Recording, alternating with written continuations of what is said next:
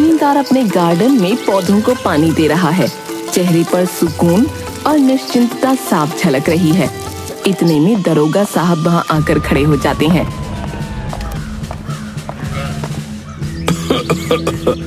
अरे जमींदार साहब, अरे माफ कीजिएगा, ये पौधे छोड़िए। अरे यहाँ तो लोग अपनी जेबों पे पानी देकर चले जा रहे हैं। अरे दरोगा जी, इतने से पौधे को पानी दे रहे हैं और आप सूरत का पानी उड़ा रहे हैं। क्या बात है, आज कैसे दर्शन हुए? अरे जमींदार साहब, आपको तो मालूम ही है, गांव में गोपी जग्गू चोर का आतंक छाया हुआ है। दिन दहाड़े जो है चोरी करने लग रहे हैं। उनका तरीका भी गजब का है। हर बार जो है नया तरीका निकालते हैं चोरी करने का। चोरी करते हैं और किसी को जो है खबर तक नहीं लगती जी। अरे दरोगा जी, चोरी भी कोई कला है जो इतना सिर खपाया जाए। हमें तो लगता है आप अपने काम में भी थोड़ा हंसी मजाक मिला लिया करें। अरे ये मजाक की बात ना है जमींदार साहब, मनने लाग रहा है कि आपको ही रात में चोरी का मजा चखाना पड़ेगा, समझे? अरे दरोगा जी, गोपी जग्गू को लेकर इतनी टेंशन मत लीजिए। ये चोर मेरे सामने आएंगे तो खुद ही रोटी बनाने लगेंगे। क्यों उनसे डरे हम? देखिए जमींदार साहब, इनकी चालें इतनी सातिर है कि सारा गांव परेशान हो लिया। हमारे पास जो है ना शिकायतों का ढेर लगा है, ढेर। और मेरे पास शिकायतों का ढेर कहां है? देखिए दरोगा जी, चोरी करना किसी हुनर से कम नहीं है। उस पर भी नया तरीका आजमाना तो एकदम कलाकारों वाली बात है। लगता है आप समझ नहीं रहे जमींदार साहब। ये गोपी जग्गू कोई साधारण चोर ना है। कहते हैं उन्होंने अपने घर में चोरी के सामान का जो है ना म्यूजियम बना रखा है, म्यूजियम। अरे वाह, तो हमारे गांव में भी म्यूजियम खुला है भाई। देखिए दरोगा जी, हमारे जैसे जमींदार तो यूं ही दरोगाओं के कहने पर डरने लगे तो हमारी इज्जत कहां जाएगी। अच्छा तो ठीक हो लिया फिर, लेकिन आपको यह सलाह जरूर दूंगा कि किसी को भी नौकर रखने से पहले 100 बार सोचें। चोर जो है ना आजकल नौकर बनकर ही घरों में गुजरे हैं। मतलब दरोगा जी, अगर हमें कोई नया नौकर रखना है तो उसे भी गोपी जग्गू का सर्टिफिकेट लेना पड़ेगा क्या? ऐसा क्या कह रहे हैं आप भाई? हाँ हाँ, मजाक बनाते रहिए। जब कोई आपकी तिजोरी का ताला भी खोल लेना तब हमें याद कीजिएगा। देखिए दरोगा जी, हमारे पास तिजोरी में ऐसा कुछ नहीं रखा कि गोपी जग्गू उस पर नजर गड़ाए। हाँ, बस आपको एक कड़ी सलाह दूंगा, थोड़ा मुस्कुराया कीजिए। जीवन में हंसी का पावर भी जरूरी है भाई। हाँ हाँ, हंसी का पावर भी देख लीजिएगा आप। जब गोपी जग्गू का पावर आपके गार्डन में लगे पौधों को उखाड़ देगा, तब इस हंसी को जो है ना हम भी देखेंगे जी। ठीक है दरोगा जी, आप भी देखिए और हम भी। वैसे चाय पियेंगे? और चाय का क्या करना है, मुझे अपने काम करने दीजिए। दरोगा वहां से गुस्से में निकल जाता है और जमींदार हंसते हुए उसे देखता रहता है।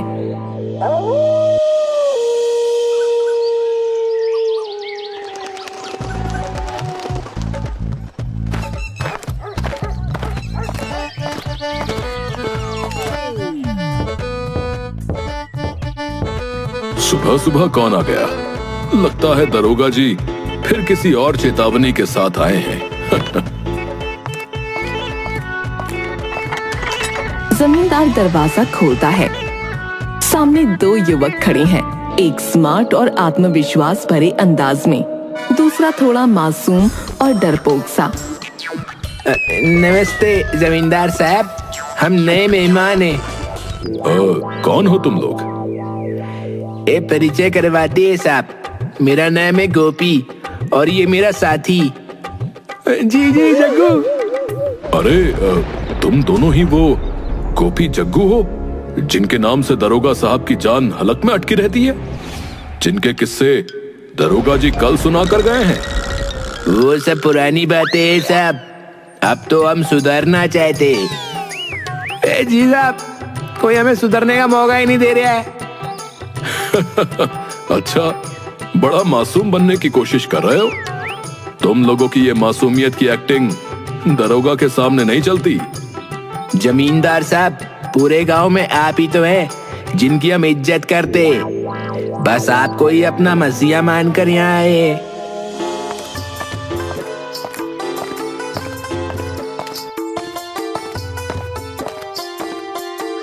पिताजी, कौन है ये लोग? ये दो महानुभाव वही हैं जिनके किस्से कल दरोगा जी सुना कर गए थे। कहते हैं ये अब सुधरना चाहते हैं। अच्छा, तो ये वही गोपी जग्गू हैं? जी दीदी, बस एक मौका दीजिए, हम काम करना चाहते हैं ईमानदारी से। दीदी, हम सच में सुधरना चाहते हैं, हमें कहीं काम नहीं मिलता, आप ही हमें अपनी छांव में रख लीजिए। पिताजी, क्यों ना इन्हें एक मौका दिया जाए कि काम करेंगे और इनका सुधार भी हो जाएगा।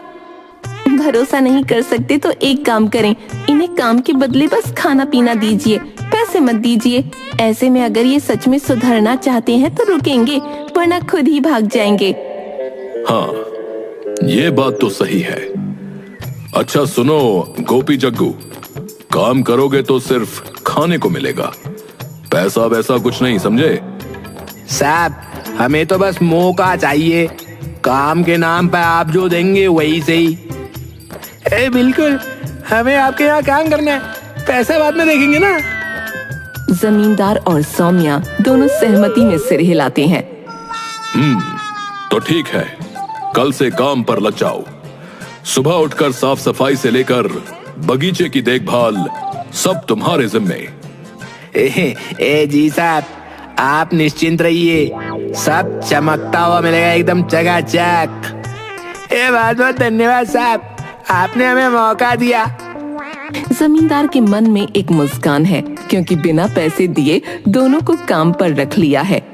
गोपी जग्गू एक दूसरे की ओर देखकर मुस्कुराते हैं और अंदर जाते हैं। गांव के चौपाल पर मुखिया जी और उसकी पत्नी बिंदिया बैठे हैं। बिंदिया उत्साह में मुखिया को बताती है, सुनो जी, आपको पता है जमींदार ने वो मशहूर गोपी जग्गू चोरों को अपनी हवेली में नौकर रख लिया है। चुप कर बिंदिया, बड़ी बड़ी बातें हैं बड़े बड़े लोगों के बीच, तू चपड़ चपड़ बंद कर। हाँ, बड़े लोग हैं, लेकिन चोरों को नौकर रखना बड़ी अजीब बात है। कौन समझाए जमींदार को? जो करना है करने दे जमींदार को, हम क्यों चिंता करें भाई। वाह गोपी जग्गू, तुम लोगों का काम करने का ढंग तो गजब का है। इतने लगन से काम करते हो जैसे गुलाम हो मेरे। साहब, आपके कहने पे जान भी हाजिर है, हम दोनों आपके गुलाम ही तो है। और साहब, आज रात को आपको एक लोरी भी सुनाएंगे, नींद भी सुकून की आएगी यार। अरे वाह, एक तो काम मुफ्त में हो रहा है, ऊपर से लोरी भी। धन्य हो तुम लोग।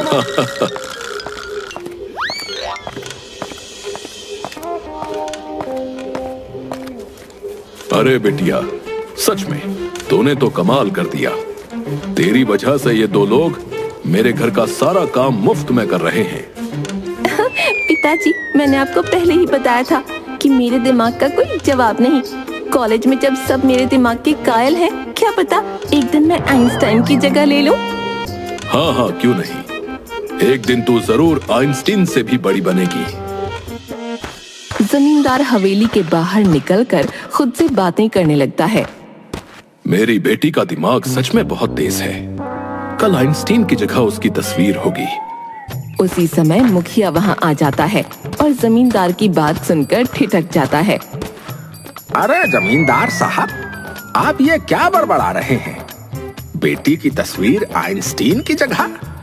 हाँ मुखिया जी, मेरी बेटी के दिमाग की जितनी तारीफ करूं उतनी कम है।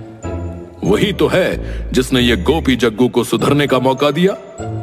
अब मुफ्त में सारा काम हो रहा है।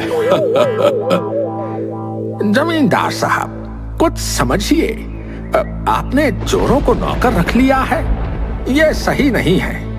कहीं वो आपसे कोई चाल तो नहीं चल रहे? अरे मुखिया जी, आप भी ना, बड़े लोग बड़े दिल वाले होते हैं, मुझे उन पर पूरा भरोसा है।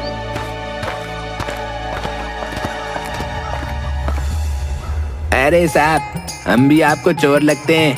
अरे नहीं नहीं, तुम तो मेरे लिए जैसे फरिश्ते हो। देखिए मुखिया जी, हमें भी सम्मान चाहिए। अब हम सुधर चुके हैं। ये जमींदार साहब ही हमारे लिए भगवान जैसे हैं। साहब, अगर आपने हमें काम पे नया रखा होता तो हम कहीं आवारा घूम रहे होते। आप तो हमारे जीवन में एक उम्मीद बनकर आए साहब। हाँ हाँ, तुम लोग तो मुझे और अच्छे लगने लगे हो। ऐसे ही मेहनत करते रहो। देखो जमींदार साहब, बड़े लोग ऐसे भावुक होकर चोरों पर भरोसा नहीं करते।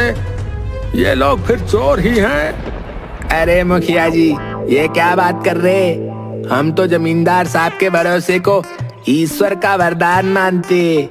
और वैसे भी अब हम चोर का रहे, हम तो अब जमींदार साहब के नौकर हैं, और ऐसे नौकर जो मुफ्त में सेवा करते हैं। हाँ हाँ, ये बात तो सही है। कोई मुफ्त में काम करने को तैयार हो तो उस पर शक थोड़े ही किया जाता है। अच्छा ठीक है, मैं ही मूर्ख हूँ, आप ही समझदार हैं। पर याद रखना प्रभु, किसी दिन पछताओगे। हाँ, अरे जमींदार साहब, आप समझ क्यों नहीं रहे? चोरों पर भरोसा करना मुसीबत को बुलावा देने जैसा है। कहीं ऐसा ना हो कि आपके घर में ही चोरी हो जाए। मुखिया जी, आप फालतू की चिंता कर रहे हैं। देखिए, ये दोनों तो हमारे लिए गुलाम बनकर काम कर रहे हैं। ठीक है, आपको समझाना जो है लगता है बेकार ही है। भुगत लीजिएगा।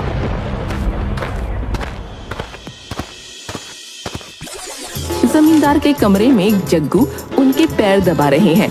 तभी बिंदिया कमरे में प्रवेश करती है। अरे ओ जमींदार, तो क्या कर रहा है? दो चोरों को अपने घर पर नौकर बना लिया। अरे बिंदिया बहन, ये दोनों बहुत अच्छे लोग हैं, अब सुधर गए हैं, बहुत मेहनती हैं। बस काम में हाथ बटाने के लिए इन्हें रखा है। ओ भाई, मेहनत तो कर रहे होंगे, पर याद रखो ये चोर हैं, एक दिन तुझे भी उड़ा लेंगे। नहीं बिंदिया, ये अब बहुत अच्छे हो गए हैं। देखो, ये मेरे पैर भी दबा रहे हैं, लोरी भी सुनाते हैं, जैसे कोई भला नौकर हो। लोरी सुनाते हैं? तो फिर क्या, घर में रात को तुझे सोने के बजाय भूतिया फिल्में दिखाएंगे। एक दिन तेरे कान में बत्तख की आवाज सुनाकर तुझे लगने लगेगा कि हाँ, ये चोरों का काम है। अरे नहीं बिंदिया जी, ये लोग अब सच में अच्छे हो गए हैं। मैं तो उनका बड़ा कदरदान बन गया हूँ। अच्छा अच्छा, तू समझ जा, एक दिन ये तुझे कदरदान बना के तेरे घर की कदर ही ना करेंगे, फिर देख लेना। गोपी जग्गू, तुम दोनों में से सबसे बढ़िया चाय कौन बनाता है? साहब, सबसे बढ़िया चाय तो मैं ही बनाता हूँ। आप बस पी कर देखो साहब, मजा ना आए तो कहना। तो फिर चलो, एक बढ़िया सी चाय बना कर लाओ, देखता हूँ तुम कितने बड़े चायबाज हो। गोपी किचन में जाता है और चाय बनाकर लाता है। जमींदार चाय पीने लगता है। वाह भाई वाह गोपी, सच में इस चाय में तो कमाल का स्वाद है। ऐसे तो महाराज भी चाय नहीं बनाते। धन्यवाद साहब, आप बस इसे पूरा पीजिए, असली मजा तो आखिर में आता है। वैसे तुम दोनों से एक बात पूछनी थी। जब तुम लोग चोर थे तो दूसरों के घर में चोरी कैसे करते थे? देखिए साहब, ये तो हमारे धंधे का राज है, किसी और को तो कभी ना बताते, लेकिन आप बड़े खास हैं हमारे लिए, तो आपको बता देते। अच्छा, तो बताओ कैसे करते थे चोरी चकारी? साहब, पहले तो हम किसी अमीर आदमी के घर में नौकर बनकर घुस जाते थे। जी, और हम काम भी पूरे दिल से करते थे, एकदम गुलाम की तरह, पैसे भी नहीं लेते थे। ये तो बड़ी समझदारी की बात की। फिर जब घर का मालिक हम पे पूरा विश्वास कर लेता था ना, तब हम उसे अपने हाथ की बनी चाय पिलाते थे और उस चाय में थोड़ी सी नींद की दवाई मिला देते थे। नींद की दवाई? हाँ साहब, और जैसे ही मालिक सो जाता था, हम घर का पूरा सफाई अभियान चला देते थे। जमींदार अचानक थोड़ा लड़खड़ाता है, उसे हल्का चक्कर आने लगता है। अरे मुझे ये चक्कर सा क्यों आ रहा है भाई? अरे क्योंकि साहब आप भी उन भले लोगों में से जो हमारी बातों में आ गए। मेरा मतलब तुमने भी। जमींदार वहीं बेहोश हो जाता है। गोपी जग्गू उसकी तिजोरी से सारे पैसे और गहने निकाल लेते हैं और घर का हर कीमती सामान समेटकर जल्दी से वहां से चंपत हो जाते हैं। सौम्या घर आती है और चारों ओर बिखरा सामान देखकर चौंक जाती है। हे भगवान, पिताजी पिताजी, ये क्या हाल बना रखा है? वहीं जमींदार को हिलाकर उठाती है। अरे ये क्या हुआ? मेरा सिर घूम रहा है। अरे वो गोपी जग्गू सब लूट कर चले गए। तो मतलब वो दोनों हमें लूट कर चले गए? हाँ बेटी, मैं तेरी बातों में आकर अपनी बर्बादी कर बैठा। सारा घर साफ कर दिया इन बदमाशों ने। गांव में खबर फैल जाती है। लोग इकट्ठा होकर जमींदार का मजाक उड़ाने लगते हैं। अरे वाह, सुना है जमींदार साहब ने चोरों को नौकरी देकर अपनी ही हवेली साफ करवा ली भाई। ये तो होना ही था। ये होती है असली समझदारी, दूसरों को समझदार समझना और खुद का घर साफ करवा लेना।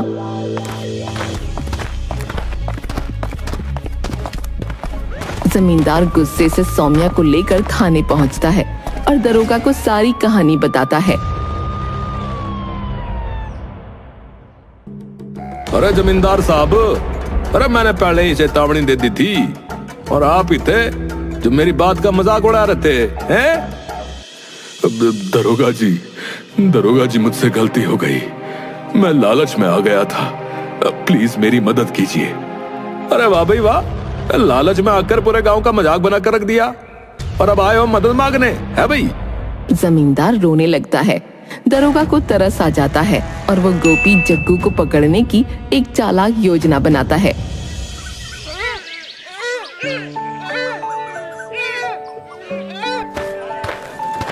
अगले दिन दरोगा एक भेष बदलकर गुप्त रूप से गांव में घूमता है। उसी समय गोपी जग्गू किसी और घर को लूटने का प्लान बना रहे थे। दरोगा उनकी बातें सुन लेता है और उनके पास जाकर अपना परिचय छुपाकर बोलता है। अरे भाई लोगों, लगता है तुम दोनों का धंधा तो जोरदार चल रहा है। अरे बस, हम हैं ही इतने होशियार। एक बार घर में घुस गए तो बाहर निकलते सिर्फ तिजोरी लेकर हैं। और हाँ, हमारे जैसे चालाक चोरों को पकड़ना जो है ना, किसी के बस की बात नहीं है। अरे क्या बात है? पर भाई, कभी अपने जैसे स्मार्ट बंदों के साथ मुकाबला किया है? अरे कोई हमारे जैसा आया ही नहीं। दरोगा भी हमारे सामने पानी भरता है, पानी।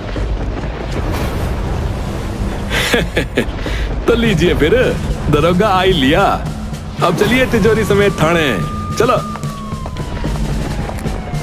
दरोगा गोपी जग्गू को रंगे हाथों पकड़ लेता है और हवेली से चुराया सारा सामान वापस जमींदार को लौटाता है। जमींदार खुशी से चहक रहा है। वाह दरोगा जी, आपने तो मेरा पूरा धन वापस दिलवा दिया। धन्य हो आप। अरे साहब, अब तो संभल कर रहिएगा और इस बार चोरों को नौकर बनाने का ख्याल मत लाइएगा, समझे? अब जिंदगी में कभी किसी चोर से दोस्ती नहीं करूंगा। गांव वाले हंसते हैं और मुखिया अपनी पत्नी के साथ ठहाके लगाते हैं। जमींदार साहब, क्या बात है? अच्छा हुआ कि समझ में आ गया कि चोरों को नौकर बनाना अच्छा नहीं होता है। चलिए, अब आपको कोई और मशहूर चोर मिल जाए तो हमें भी बताइएगा, इस बार हम भी ताली बजाएंगे। जमींदार गांव वालों की हंसी को सहन करता है और लाजवाब होकर धीरे से अपनी बेटी की तरफ देखता है। सौम्या भी हंसते हुए अपनी गलती मान लेती है। तो जमींदार साहब, अब सीखा कुछ?